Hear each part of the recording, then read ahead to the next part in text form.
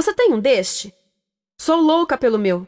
Na verdade, adoro todas as minhas coisas. Já se perguntou de onde vêm todas as coisas que compramos e para onde vão quando nos desfazemos delas? Não conseguia deixar de pensar nisso, por isso quis saber mais sobre o assunto. E os livros diziam que as coisas se deslocam ao longo de um sistema.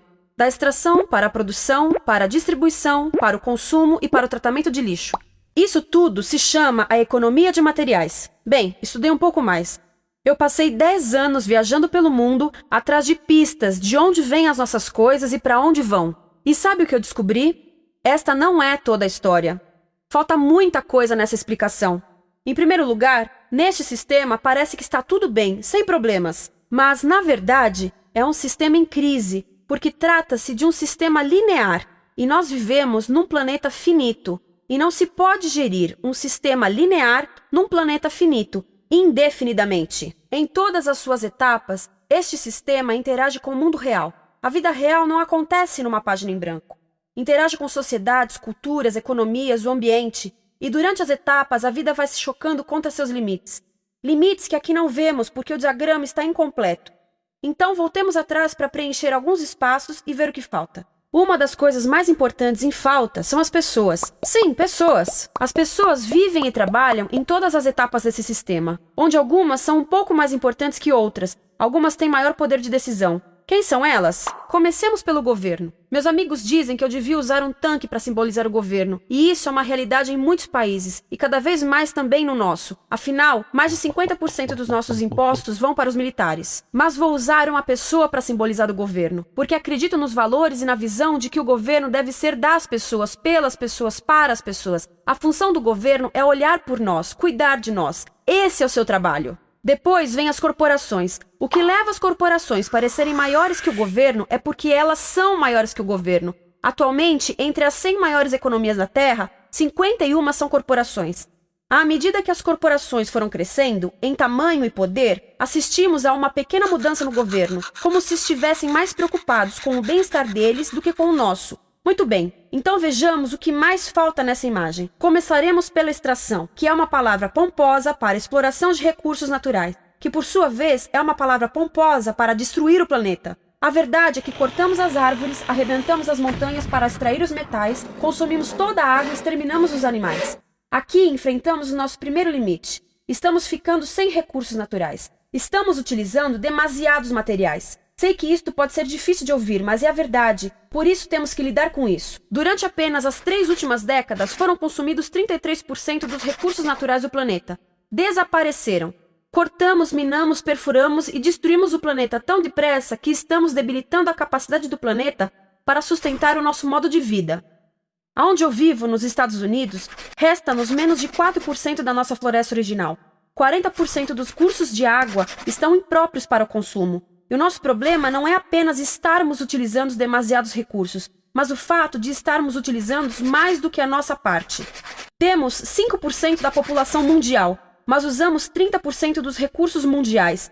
Se todos consumissem ao ritmo dos Estados Unidos, precisaríamos de 3 a 5 planetas. E sabem uma coisa? Só temos um. Então, a resposta do meu país a essa limitação é simplesmente ir tomar dos outros. Este é o terceiro mundo, que alguém dirá tratar-se apenas de uma expressão para designar o local para onde foram as nossas matérias-primas. E o que é que acontece? A mesma coisa, destruição do local. 75% das zonas de pesca do planeta estão sendo exploradas ao máximo ou além da sua capacidade. Desapareceram 80% das florestas originais do planeta. Só na Amazônia perdemos 2.000 árvores por minuto, o equivalente a um campo de futebol por minuto. Então, e as pessoas que vivem aqui? Bem, de acordo com esses sujeitos, eles não são donos desses recursos, mesmo que vivam lá há gerações. Não são donos dos meios de produção, nem compram muitas coisas. Nesse sistema, quem não possui nem compra muitas coisas não tem valor. A seguir, as matérias-primas seguem para a produção, onde utilizamos energia para misturar químicos tóxicos com recursos naturais para produzir produtos contaminados com tóxicos. Há atualmente no comércio mais de 100.000 químicos sintéticos. Apenas um punhado foi testado para avaliar o seu impacto na saúde, e nenhum foi testado em relação aos impactos sinérgicos na saúde, ou seja, a interação com todos os outros químicos aos quais estamos expostos diariamente. Por isso, desconhecemos o impacto total deles na saúde e no ambiente. Mas sabemos uma coisa: os tóxicos entram e saem. Enquanto continuarmos a introduzi-los nos nossos sistemas de produção industrial, continuaremos a inserir esses tóxicos nos produtos que levamos para nossas casas, trabalho e escolas, e claro, para nossos corpos. Como os BFRs, ou retardantes de incêndio à base de brometo, que tornam as coisas mais resistentes ao fogo, mas são super tóxicos. São neurotóxicos, ou seja, tóxicos para o cérebro. O que é que estamos fazendo usando esses químicos? Apesar disso, os usamos em nossos computadores, eletrodomésticos, sofás, colchões e até alguns travesseiros. Sim, pegamos nossos travesseiros, os revestimos com neurotoxinas, levamos para casa e dormimos por 8 horas com eles. Não sei, mas acho que num país com tanto potencial, poderíamos ter uma maneira melhor de evitar que as cabeças peguem fogo à noite. Sabia que essas toxinas vão se acumulando ao longo da cadeia alimentar e se concentram nos nossos corpos? Sabe qual é o alimento do topo da cadeia alimentar com o nível mais elevado de químicos tóxicos? O leite materno. Isto significa que os menores membros das nossas sociedades, os nossos bebês, recebem as maiores doses de químicos tóxicos das suas vidas a partir do leite das suas mães. Não acha que é uma incrível violação? A amamentação deveria ser o mais importante ato humano de nutrição. Deveria ser algo sagrado e seguro. A amamentação continua a ser o melhor e as mães devem amamentar, mas nós deveríamos proteger esse ato. Eles deviam protegê-lo. Eu pensava que zelavam pelos nossos interesses. As pessoas que mais sofrem com esses produtos químicos são os trabalhadores das fábricas. Muitos são mulheres em idade reprodutiva que trabalham com toxinas que afetam a gestação, carcinogênicos e muito mais. Agora eu pergunto: que tipo de mulher em idade reprodutiva trabalharia no emprego deste, exposta a estas toxinas, a não ser uma mulher sem outra alternativa? Essa é uma das maravilhas desse sistema. A erosão dos ecossistemas e economias locais aqui garante um fluxo constante de pessoas sem alternativas. No mundo, há 200 mil pessoas por dia se deslocando de ambientes que as sustentaram ao longo de gerações para cidades, onde muitas vivem em bairros de lata, à procura de emprego, por mais tóxico que seja. Não só os recursos são desperdiçados ao longo desse sistema, mas também pessoas, comunidades inteiras são desfeitas. Sim, as toxinas entram e saem. Muitas delas saem das fábricas em produtos, e muitas mais saem como subprodutos ou poluição, e estamos falando de muita poluição. Nos Estados Unidos, as indústrias admitem liberar mais de 1.800.000 quilos de químicos tóxicos por ano. Deve ser muito mais, porque isso é o que eles admitem. Trata-se de outro limite, porque quem quer ver e respirar 1.800.000 quilos de químicos tóxicos por ano? Então o que eles fazem? Mudam as fábricas poluidoras para o estrangeiro, para poluir outros países. Mas, surpresa, grande parte dessa poluição volta para nós trazida pelo vento. E o que acontece depois de todos os recursos naturais serem transformados em produtos? Passam por aqui, para a distribuição, o que significa vender todo o lixo contaminado com toxinas o mais rápido possível.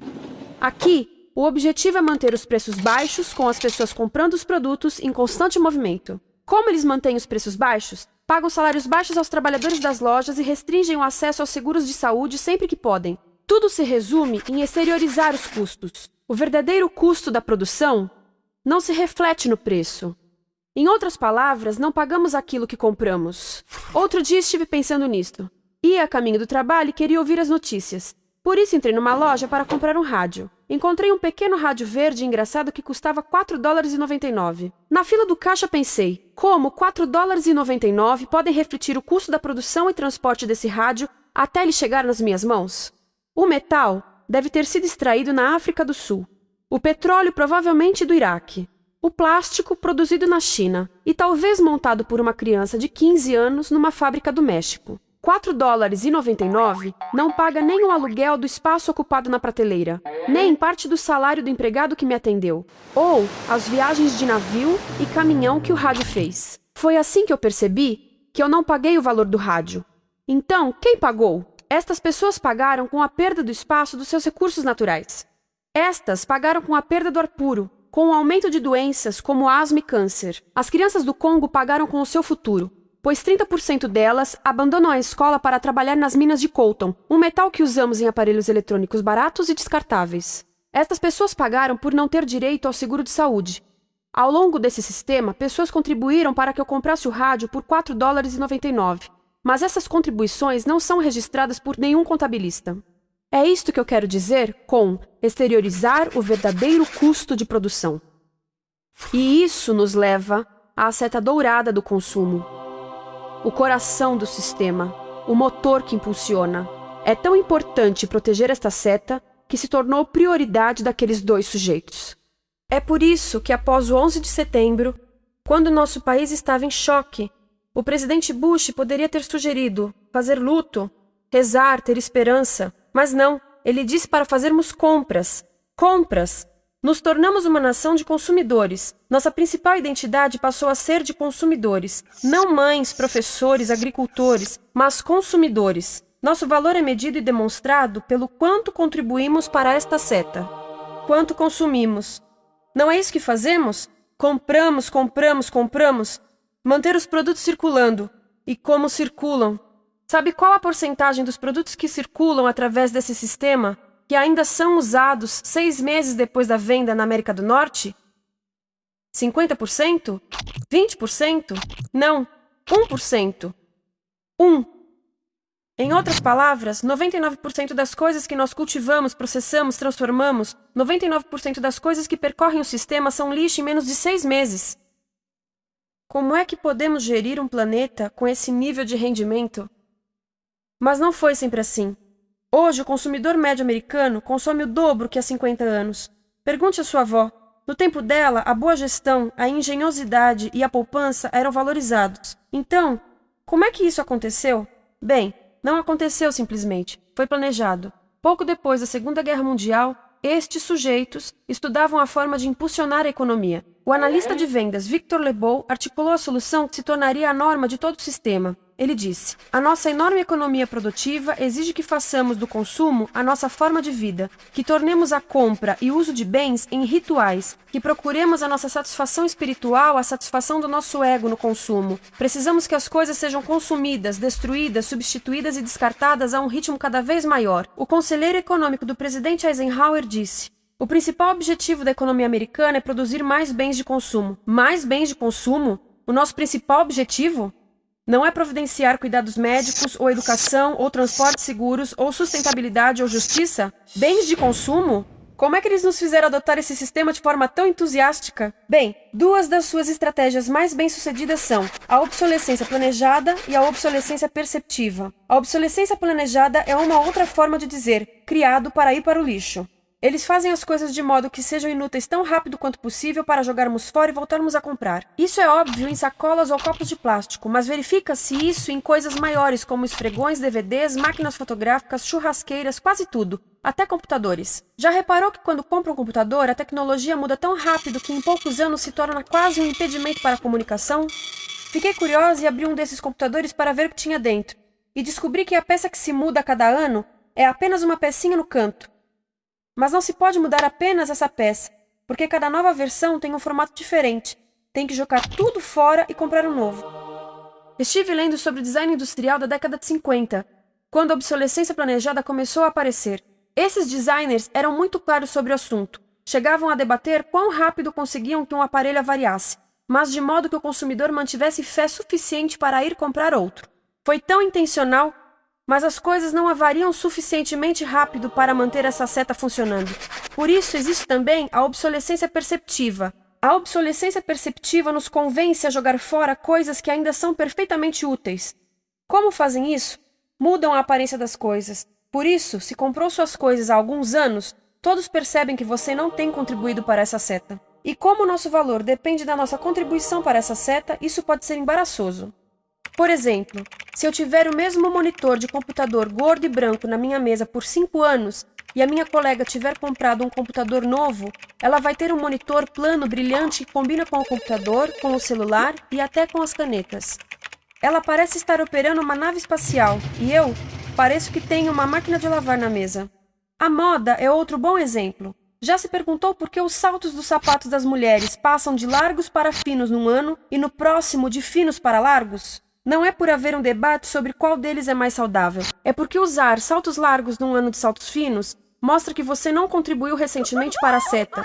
Por isso não vale tanto quanto a pessoa com saltos finos ao seu lado, ou em um anúncio. É para comprarmos sapatos novos. A publicidade e a mídia em geral têm um papel importante nisto. Cada um de nós nos Estados Unidos é bombardeado com mais de 3.000 anúncios por dia. Vemos mais publicidade num ano do que as pessoas há 50 anos viam em toda a vida. Qual é o objetivo de um anúncio se não nos fazer infelizes com o que temos? Por isso, nos dizem 3.000 vezes por dia que o nosso cabelo está errado, nossa pele, nossa roupa, nossos móveis, nossos carros, nós estamos errados. Mas tudo se resolve se formos às compras. A mídia também ajuda a esconder tudo isto e isto. Por isso, a única parte da economia que vemos são as compras. A extração, produção e envio para o lixo acontecem fora do nosso campo de visão. Por isso, nos Estados Unidos, temos mais coisas do que tivemos antes, mas pesquisas mostram nossa felicidade declinando. Nossa felicidade teve seu pico na década de 50, a mesma época em que a febre consumista explodiu. Coincidência interessante. Acho que sei o porquê. Temos mais coisas, porém menos tempo para o que realmente nos faz felizes. Amigos, família, tempo livre. Estamos trabalhando mais do que nunca. Analistas dizem que não temos tão pouco tempo livre desde a sociedade feudal. E sabem quais são as duas atividades que mais fazemos no pouco tempo livre que temos? Ver televisão e fazer compras. Nós, americanos, passamos 3 a 4 vezes mais tempo comprando do que os europeus. Assim, nessa situação ridícula, vamos trabalhar talvez em 2 empregos, e quando chegamos em casa exaustos e sentamos no sofá novo para ver televisão, os anúncios dizem que não prestamos, então vamos às compras para nos sentirmos melhor. Depois trabalhamos mais para pagar o que compramos e chegamos em casa mais cansados, vemos mais televisão que nos diz para fazermos compras outra vez. E estamos nesse ciclo de trabalhar, ver, comprar, e podíamos simplesmente parar. Então, no final, o que acontece a todas essas coisas que compramos? Nesse ritmo de consumo, não cabe tudo em casa, apesar do tamanho médio das casas ter duplicado nesse país desde os anos 70. Vai tudo para o lixo, e isso nos leva ao tratamento do lixo. Essa é a parte da economia de materiais que conhecemos melhor, porque nós temos de levar o lixo até a esquina. Cada americano produz 2 quilos de lixo por dia, o dobro do que fazíamos há 30 anos. Todo esse lixo ou é despejado num aterro, que é um grande buraco no chão, ou ainda pior, primeiro é incinerado e depois despejado no aterro. As duas formas poluem o ar, o solo, a água, sem esquecer que alteram o clima. A incineração é realmente ruim. Lembra daqueles tóxicos da fase da produção? Bem, queimar o lixo libera esses tóxicos no ar. Pior ainda, produz supertóxicos novos, como a dioxina. A dioxina é a substância mais tóxica feita pelo homem, e os incineradores são a principal fonte de dioxina. Isso significa que podemos parar a principal fonte da mais tóxica substância conhecida e feita pelo homem, simplesmente parando de queimar o lixo. E podemos parar hoje. Algumas empresas não querem criar aterros e incineradores aqui. Por isso, também exportam os resíduos. Então, e a reciclagem? A reciclagem ajuda? Sim, a reciclagem ajuda. Ela reduz o lixo nessa extremidade e depois reduz a pressão para minerar e colher mais nessa extremidade. Sim, todos devemos reciclar, mas reciclar não é o suficiente. Reciclar nunca será suficiente, por 2 razões. Primeiro, o lixo que vem das nossas casas é apenas a ponta do iceberg. Para cada saco de lixo que deixamos na esquina, 70 sacos de lixo são criados anteriormente, só para fazer o lixo desse saco que deixamos na esquina. Assim, mesmo que pudéssemos reciclar 100% do lixo das nossas casas, não se chegaria ao coração do problema. Além disso, grande parte do lixo não pode ser reciclado, ou porque contém demasiados tóxicos, ou porque é criado de início para não ser reciclável, como aquelas caixas de suco, que têm as camadas de metal, papel e plástico, todas coladas. Não dá para separar essas camadas para reciclá-las. Como se vê, é um sistema em crise. Por todo o percurso, estamos batendo em limites, do clima em mudança ao decréscimo da felicidade. Simplesmente não está funcionando. Mas a parte boa de um problema tão generalizado é haver tantos pontos de intervenção. Há pessoas trabalhando aqui salvando florestas, e aqui na produção limpa. Pessoas trabalhando em direitos do trabalho, em comércio justo, em consumo consciente, no bloqueio de aterros e incineradores. E muito importante, em recuperar o nosso governo, para que seja realmente pelas pessoas e para as pessoas. Todo esse trabalho é criticamente importante, mas as coisas vão realmente começar a se mover quando enxergarmos as ligações, quando enxergarmos o panorama geral. Quando as pessoas ao longo do sistema se unirem, Poderemos reivindicar e transformar esse sistema linear em algo novo, um sistema que não desperdice recursos ou pessoas, porque aquilo de que precisamos nos livrar é da antiga mentalidade de usar e jogar fora. Há uma nova escola de pensamento nesse assunto, e é baseada em sustentabilidade e equidade, química verde, zero resíduos, produção em ciclo fechado, energia renovável, economias locais vivas. Já está acontecendo. Há quem diga que é irrealista, idealista, que não pode acontecer. Mas eu digo que quem é irrealista são os que querem continuar pelo velho caminho. Isso é que é sonhar. Lembre-se que a velha forma não aconteceu por acaso. Não é como a gravidade que temos que conviver. As pessoas a criaram, e nós também somos pessoas. Por isso vamos criar algo novo.